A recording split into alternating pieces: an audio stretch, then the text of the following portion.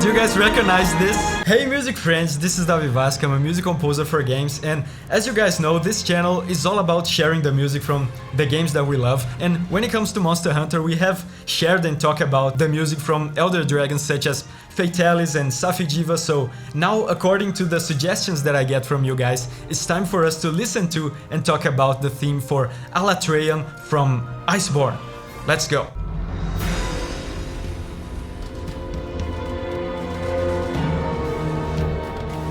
Okay, so slow start, apparently.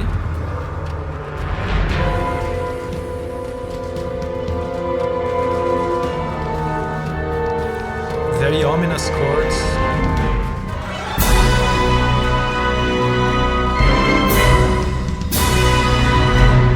So right off the bat here, do you guys remember in my previous video about Safi'jiiva, how I talked about that these more scary and important Elder Dragons like Alatreon and Safi'jiiva and Fatalis, there's a certain type of chords that they really like to use in these the themes for these Elder Dragons. A chord like this.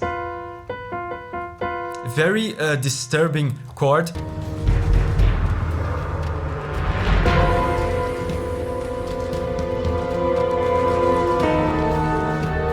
So right at the beginning here, you can hear that it's two of these highly disturbing chords that they like to often use in these Elder Dragon themes in a row. But the interesting thing about the use of these chords here is that, you know, these chords are very disturbing. They're extremely tense. It freaks you out for sure. There's a lot of energy in these chords. But the way they play these chords here, they play it very quietly, you know, very ominously. So instead of being, you know, a sensation of fear, of terror as something with a lot of energy, it becomes like, you know, a type of eeriness and a quiet kind of fear.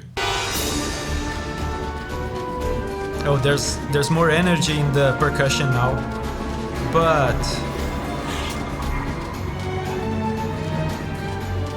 oh, beautiful strings, but it's still very quiet, isn't it, compared to other Elder Dragon themes. And I think this suits Alatreon because, at least for an intro like this, Alatreon has that kind of imposing posture like this. He's always holding his head up high. It's kind of a majestic posture, an intimidating posture. And this section here feels, it has that energy of a quiet, intimidating vibe. Oh, okay. Yeah, this is more like build up.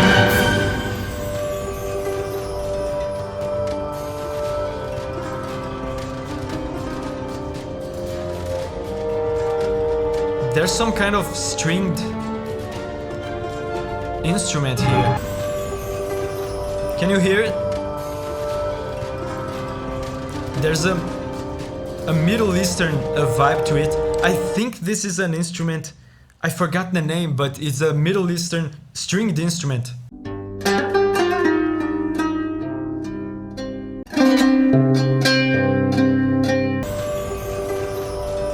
Sounds like it, right?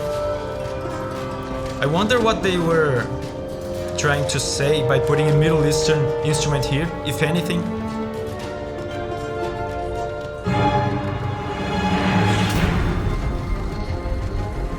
Oh. There's a big change in tempo here. It's much faster now. Oh.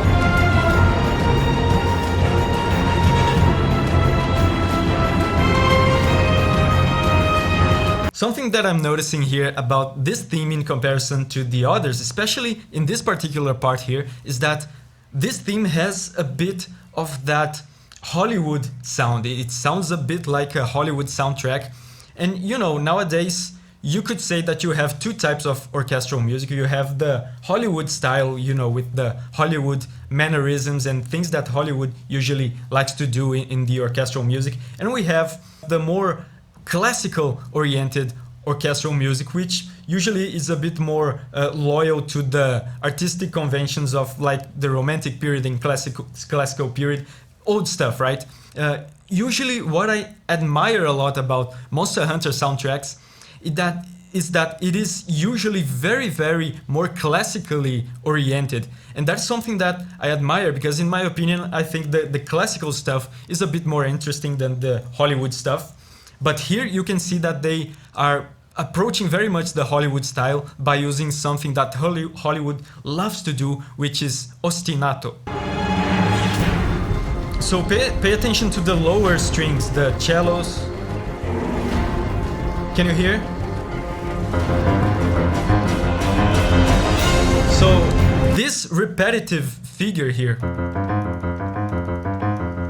this is called an ostinato. Ostinato is when they grab a repetitive rhythmic figure like this, and they keep repeating it through the piece, and the chords on top keep changing, and the music keeps changing, but this figure, this rhythmic figure, keeps consistent all the time. And you know, as I said, Hollywood loves to do this, and there's a reason for it. It's because this repetitive figure, especially when it's done very fast, it's a great way to maintain the tension, to maintain the action vibe of the track. So you can hear that there's melodies, there's all sorts of stuff going on at the top, but the ostinato keeps going.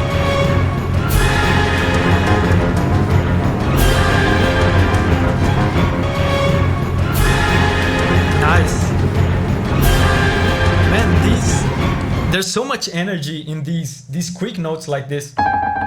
This is called a trill that they're doing with the strings and the woodwinds, like flutes, in unison. There's so much movement and energy behind this.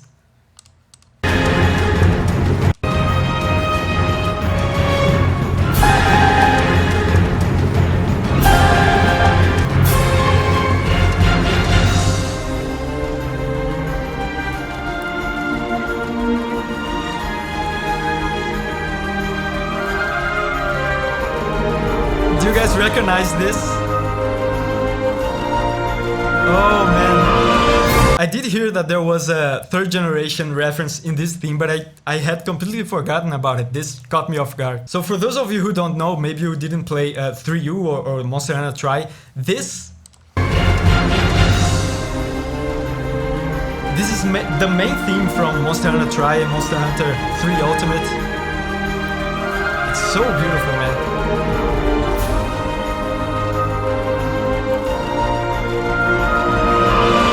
And it's so fitting to put this theme as a reference in the theme of Alatreon, because first of all, Alatreon is from the third generation, but more than that, in a previous video of mine, I talked about how the main theme from Monster Hunter 3 Ultimate, and not just the main theme, but the vibe, the overall vibe of the game, was so much influenced by this idea of being in harmony with nature, in being in wonder for this world that we live in, and being in harmony with all the living things and being a part of the ecosystem. And this theme has all these emotions, all these sensations of nature and of harmony imbued into it completely. It completely personifies these ideas, and in kind of a twisted way, Alatreon also embodies these aspects of being in harmony with nature, because he controls all the elements. He has the control of nature, of all the elements in nature. So at the same time that it is a bit of a contrast to put such a calming and nurturing and positive theme in the theme of Alatreon, it's also very fitting, because Alatreon himself represents the balance of the elements, the balance of nature.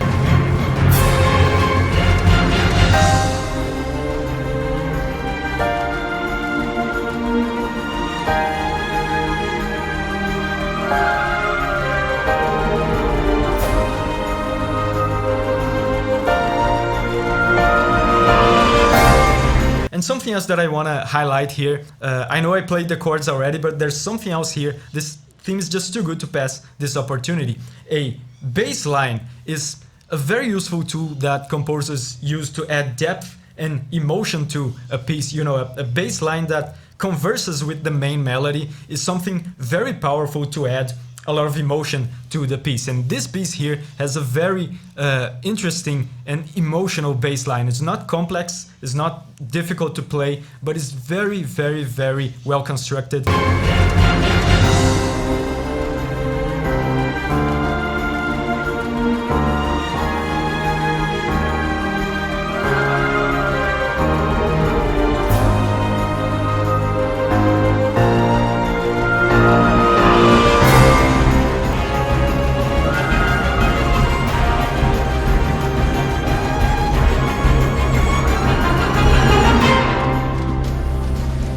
Oh, so they're back now to the original tempo.